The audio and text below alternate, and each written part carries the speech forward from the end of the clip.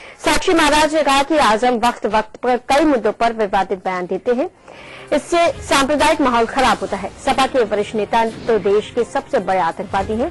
बरात के मलकपुर में हिमालयन ग्रुप ऑफ इंस्टीट्यूट के वार्षिकोत्सव में उन्होंने आजम को देश का सबसे बड़ा आतंकवादी करार दिया।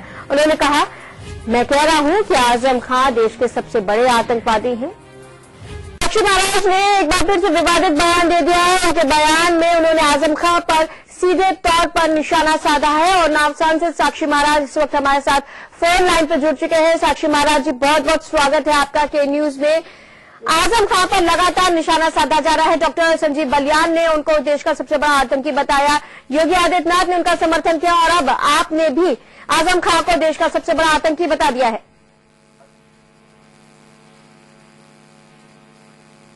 साक्षी महाराज जी, आप तक आवाज पहुंच रही है? हाँ, पहुंच रही बताया मैडम। साक्षी महाराज जी, डॉक्टर संजीव बलियान ने भी उनको सबसे बड़ा आतंकी बताया, योगी आदित्यनाथ ने समर्थन किया और अब आप भी उनको सबसे बड़ा आतंकी बता रहे हैं। मैडम, पता नहीं मीडिया वालों का प्रस्तुत करने का तरीका क्या होता है जी। डॉक्टर बलियान ने कुछ गलत नहीं कहा। मैंने ये कहा था कि जनाब आजम खां कभी भारत माता को डायन कहते हैं जी। कभी जब उनसे पत्रकार पूछते हैं मुलायम सिंह की जन्म की पैसा कहाँ से आता है तो बड़ा खुश होगी कहते हैं तालिबानियों का पैसा है, आतंकियों का पैसा है जी। और कभी वो कहते हैं कि RSS तालिबानी संगठन है जी। इस प्रकार से वो बिना मतलब की करते रहते हैं। तो मैंने ये कहा था कि आदमी को जैसा चश्मा लगा होता है पैसा दिखाई देता है जी। तो हो सकता है उन्हें RSS भी तालिबानी संगठन दिखाई दे रहा है, भारत माता बहन दिखाई दे रही है, उनके पास पैसा आ रहा है, वो तालिबानियों का पैसा आ रहा है। अगर ऐसा ही चश्मा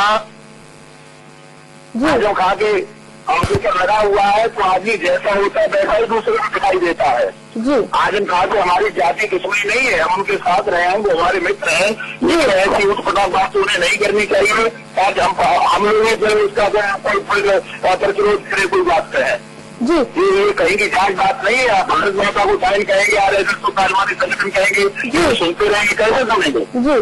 साक्षी महाराज जी, तो ये स्पष्ट आप ये कह रहे हैं कि आपने आजम खां को देश का सबसे बड़ा आतंकी नहीं बोला। आजम खां से क्यों नहीं कहते, ऐसी बात नहीं करनी चाहिए। नहीं, आपने साक्षी महाराज जी, आपने आजम खां को देश का सबसे बड़ा आतंकी नहीं बोला। कौन हुआ? सुप्रीम कोर्ट के जजों में कौन हूँ जी, लेकिन तो आपने नहीं बोला, लेकिन आपकी पार्टी के और नेता बोल रहे हैं, आप क्या उसका समर्थन करते हैं? ऐसा है, हमारी पार्टी न सुप्रीम कोर्ट है न हमारी पार्टी हाई कोर्ट है जी।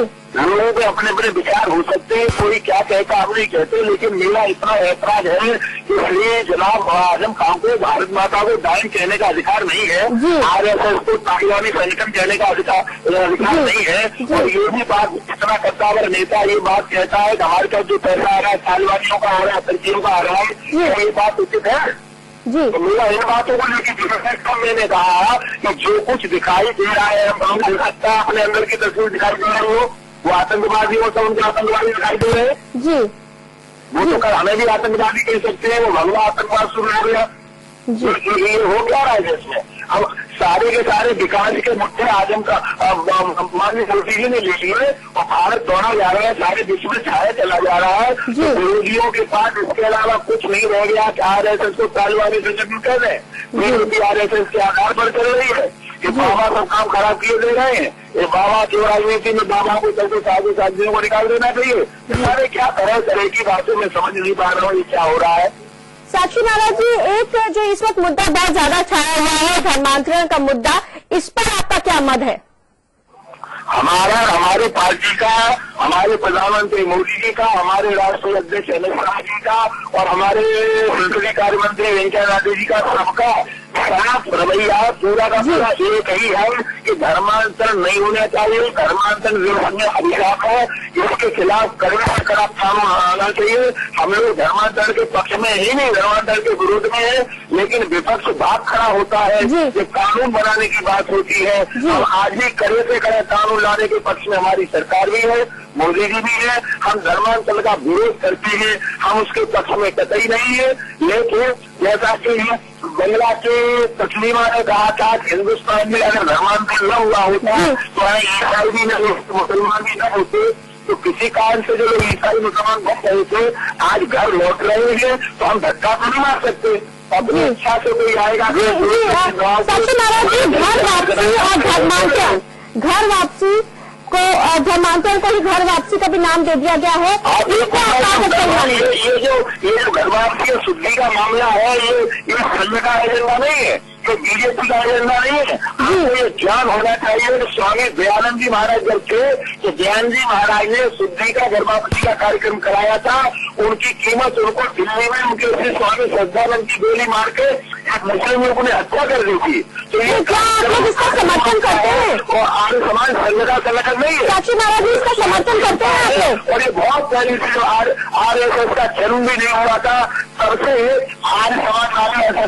साक्षी महाराज जी, क्या आप लोग इसका समर्थन करते हैं? अपने अपने तरीके से काम करते हैं, उन्हें हम तो नहीं रोक सकते। रही बात व्यवस्था की, तो जिस स्टेट में ये काम होता है उस स्टेट की सरकार का होता है कि वहाँ के लोगों को अगर कोई ठीक रखे, व्यवस्था को संभाल के रखे। क्या आप लोग इसका समर्थन करते हैं? किसका? धर्म परिवर्तन का, घर वापसी का? धर्मांतरण का समर्थन नहीं करते, लेकिन जो बिना किसी बहकाव के, बिना किसी फुसलाव के, बिना किसी दबाव के हमारी लड़ाई हम समर्थन करेंगे। हमारे भारतीय संस्कृति की बहुत बहुत धन्यवाद साक्षी महाराज जी हमारे साथ जुड़ने के लिए। तो साक्षी महाराज का कहना है कि वो ऐसा कुछ भी नहीं कह रहे हैं जो विवादित है, क्योंकि उनका मत है वही उनकी पार्टी का भी मत है। आजम खान ऐसे बयान है जिससे कहीं ना कहीं भावनाएं आहत हो रही है, तो साक्षी महाराज का कहना है कि ऐसे बयान देने से आजम खान को बचना चाहिए।